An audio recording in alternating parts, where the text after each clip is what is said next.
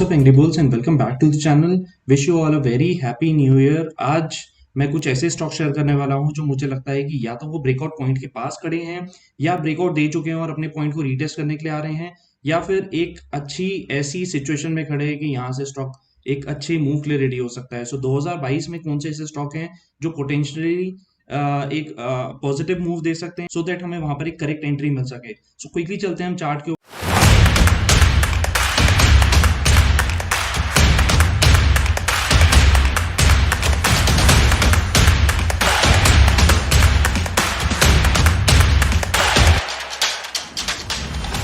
तो सबसे पहले जो स्टॉक मेरे रडार पर है दिस इज ट्राइजेंट टेक्नोलॉजीज।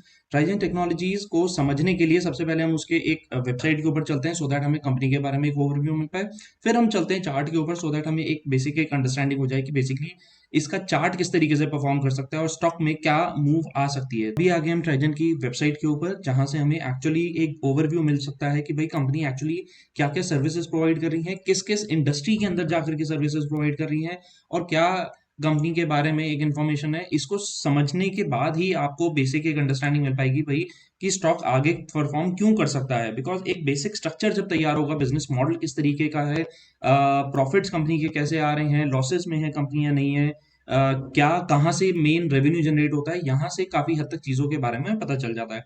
सो दोबारा अब हम वापसी आ जाते हैं उसके चार्ट के ऊपर सो दैट हमें एक अंडरस्टैंडिंग मिल जाए कि भाई कंपनी एक्चुअली क्यों परफॉर्म कर सकती है। टेक्निकली फंडामेंटल एक व्यू आपको वेबसाइट से, इसकी फाइनेंशियल से, इसकी बैलेंस शीट के थ्रू पता चल जाएगा, बट टेक्निकली कंपनी कैसे परफॉर्म कर सकती है उस पर हम आ जाते हैं। वीकली टाइम फ्रेम पर आपको एक अंडरस्टैंडिंग मिल जाएगी कि कंपनी का एक पर्टिकुलर जगह पे आने के बाद वहां पे उसको रेजिस्टेंस मिला और रेजिस्टेंस मिलने के बाद वो स्टॉक वहां से फॉल कर गया। सो ये जो एक प्राइस था दिस वाज अराउंड 180 185 और लेवल्स के आसपास कंपनी का एक प्राइस था। वहां से इसमें एक सडन फॉल आता रहा और वो फॉल आने के बाद स्टॉक प्राइस नीचे की तरफ आ गया। अभी दोबारा जो स्टॉक था वो ऊपर की तरफ दोबारा रिवर्सल उसने दिखाना शुरू करा और दोबारा अगेन 180 आने के बाद वहां पर उसको एक रेजिस्टेंस मिला और दोबारा स्टॉक प्राइस ने नीचे की तरफ आना शुरू कर दिया। सो अगर आपको थोड़ा बहुत भी टेक्निकल्स का आइडिया है तो आपको एक स्ट्रक्चर पता चल जाएगा कि ये बेसिकली एक काइंड ऑफ एक कप का पैटर्न बना रहा है और दूसरी साइड एक जो पैटर्न बना रहा है दिस इज अ हैंडल। ठीक है, हैंडल का कंप्लीशन कहां पर होगा? हैंडल का कंप्लीशन तब होगा जब ये इस पर्टिकुलर जोन को ब्रेक कर देगा। बिकॉज अगर आप पहले हिस्टोरिकल व्यू में देखोगे तो इस लेवल पर जो पुराने एक हिस्टोरिकल लेवल आया था वहां पर स्टॉक प्राइस ने रेजिस्ट करा था, दोबारा आने के बाद रेजिस्ट करा, थर्ड टाइम भी वो रेजिस्ट कर रहा है। तो हमें कंफर्मेशन तब मिलेगा जब वो अराउंड 175 180 और लेवल्स के ऊपर जाकर के क्लोजिंग देता है, सस्टेन करता है और वहां से फिर एक फर्दर अपमूव मिल सकती है स्टॉक। सो लेट से मेरे को यहाँ पर एक एंट्री पॉइंट मिल जाता है, बट मेरे को एग्जिट्स कहाँ पर लेना है? Because exit is more important. Because profit में एग्जिट लेना ठीक है, ज्यादा कोई बहुत ज्यादा इंपॉर्टेंट नहीं रखता, बट अगर मेरा लॉस में एग्जिट हो रहा है तो मेरे को अपने लॉस को मिनिमाइज कैसे करना है।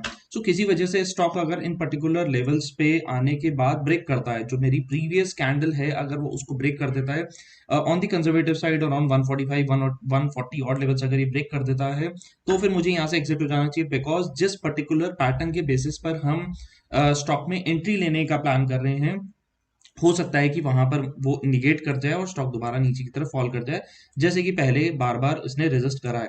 बट जिस तरीके का पैटर्न बन रहा है, अगर वो पैटर्न में क्लैरिटी मिल जाती है तो फिर अप मूव यहाँ से बहुत ही अच्छी मिल सकती है स्टॉक में। आई वुड एक्चुअली एक्सपेक्ट कि यहाँ से अगले कुछ सालों में अगर ये 2x भी हो जाता है तो कोई बहुत बड़ी बात नहीं होगी।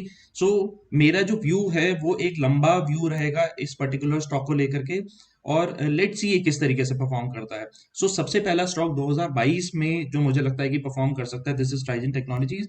एंड अगेन आईटी जो है is one of the sector जो कि पिछले काफी सालों से आउट परफॉर्म कर रहा है एंड देयर आर चांसेस कि आईटी स्टॉक्स भी उसमें आउट परफॉर्म कर सकें। नेक्स्ट एक और स्टॉक पर आ जाते हैं जो मुझे लगता है कि ओवरऑल थोड़ा सा फंडामेंटली वाइज भी ठीक है, स्ट्रांग है, बट येस हमें टेक्निकली जाने के बाद हमें एटलीस्ट हमें रिस्क रिवॉर्ड के बारे में भी पता चल जाएगा। ट्राइजन के बाद जो नेक्स्ट स्टॉक मेरे रडार पे रहेगा दिस वुड बी सलोना कॉर्डस्पिन। सलोना कॉर्डस्पिन के बारे में अगर आपको पढ़ना है तो अगेन आपको उसकी कंपनी की वेबसाइट पर जाना पड़ेगा और plus there are other things जैसे फाइनेंशियल्स और स्टॉक के बारे में उसके बेसिकली प्रमोटर होल्डिंग कितनी है, कंपनी एक्चुअली करती क्या है, क्या बिजनेस मॉडल है, किस तरीके से परफॉर्म कर रही है, ये सब समझने के लिए आपको बेसिकली उसकी कंपनी की वेबसाइट पर जाकर के समझना पड़ेगा। यहाँ पर बिकॉज हम टेक्निकली स्टॉक के बारे में देखेंगे कि भाई एक्चुअली टेक्निकली किस तरीके से स्टॉक ब्रेकआउट दे सकता है। सो बेसिकली ये एक टेक्निकल पॉइंट ऑफ व्यू पर रहेगा। यहाँ पे मेरे को अपने रिस्क रिवॉर्ड को फेवरेबल रखना है और मेरे को ये देखना है कि भाई अगर मेरा रिस्क लिमिटेड, अगर रिस्क के अंदर मेरे को मैक्सिमम में रिवॉर्ड मिल सकता है तो सारा फोकस उसके ऊपर रहना चाहिए। सो अभी हम आ गए हैं इसके वीकली चार्ट के ऊपर। वीकली चार्ट के ऊपर आप नोटिस करोगे तो 2008 में इस पर्टिकुलर स्टॉक ने अराउंड 200 रुपए के आसपास से एक डाउनफॉल शुरू करा था, और वो डाउनफॉल शुरू करने के बाद एक पर्टिकुलर रेंज के अंदर ये काफी सालों तक घूमता रहा। ऑलमोस्ट 2008 से लेकर के 2021 तक ये एक पर्टिकुलर रेंज के अंदर घूमता रहा और इसने कोई भी ब्रेकआउट नहीं दिया। बट फाइनली जब इसने ब्रेकआउट दिया तो ये अराउंड 240 ऑड लेवल्स के आसपास आया और वहां से अब इसने कंसोलिडेट करा। सो यहाँ पर दो तरीके के पैटर्न्स बनते हैं। सबसे पहला पैटर्न तो यहाँ पर आया कि एक kind of rounding bottom pattern, जो कि एक एक रेंज से गिरने के बाद स्टॉक ने अपनी एक अपमूव शुरू करी और वहां पर जाकर के ब्रेकआउट दिया।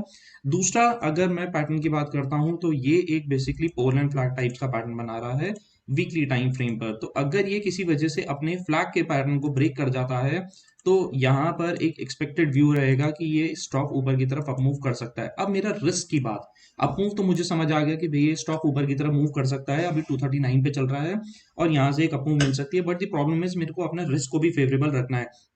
किसी वजह से ये स्टॉक अगर अपने डाउनसाइड की रेंज, इस ये जो एक नीचे की रेंज बना रहा है, बिकॉज यहाँ पर अगर आप नोटिस करोगे तो बहुत टाइम तक इसने एक्यूमुलेट करा और इस रेंज को ब्रेक नहीं करने दिया। So on the conservative side 182 185 what levels की एक रेंज थी जो कि ब्रेक नहीं हो रही थी, और बार बार जैसे ही स्टॉक इन पर्टिकुलर लेवल पर आ रहा था तो वहां से एक बाइंग मिल जा रही थी। सडनली लास्ट वीक में स्टॉक ने अगेन वहां पर एक बाइंग दिखाई और ऊपर एक अपमूव दिखाने की शुरुआत उसने करी है। सो प्रैक्टिकली इसको अराउंड 245 250 और लेवल्स को अगर ये ब्रेक कर जाता है तो ऊपर की तरफ एक अच्छी अपमूव मिल सकती है।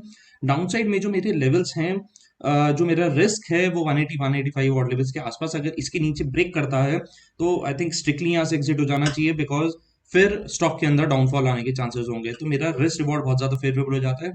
की तरफ मूव के लिए स्टॉक को ट्रेल किया जा सकता है और एक अच्छे मूव के लिए, इसको एक अच्छे पोटेंशियल के लिए बेसिकली इसको रखा जा सकता है 2022 के लिए। सो दो ये स्टॉक्स थे मेरे रडार पे जो मुझे लगता है कि 2022 के अंदर एक अच्छा परफॉर्म कर सकते हैं। अगर आपको इन दो स्टॉक्स के बारे में कोई और फर्दर इन्फॉर्मेशन है आप मेरे को कमेंट्स में बता सकते हो, सो दैट मैं उसको पिन कर दूंगा और बाकी व्यूअर्स के पास भी वो इन्फॉर्मेशन मिल जाए। और अगर आपको कोई क्वेरी है इन दो पर्टिकुलर स्टॉक्स को लेकर के तो भी आप कमेंट में पूछ सकते हो, मैं कोशिश करूंगा कि उसका क्विकली रिप्लाई कर दूं। प्लस मैं कोशिश करूंगा कि इसकी और डिटेल्ड इंफॉर्मेशन मैं जो स्टॉक जो वीडियो का डिस्क्रिप्शन है बेसिकली मैं वहां पे शेयर कर दूं, सो दैट ज्यादा से ज्यादा लोगों तक वो इन्फॉर्मेशन पहुंच सके। So thank you so much for watching the video. Happy New Year once again, and don't forget to hit the subscribe and like button for my motivation.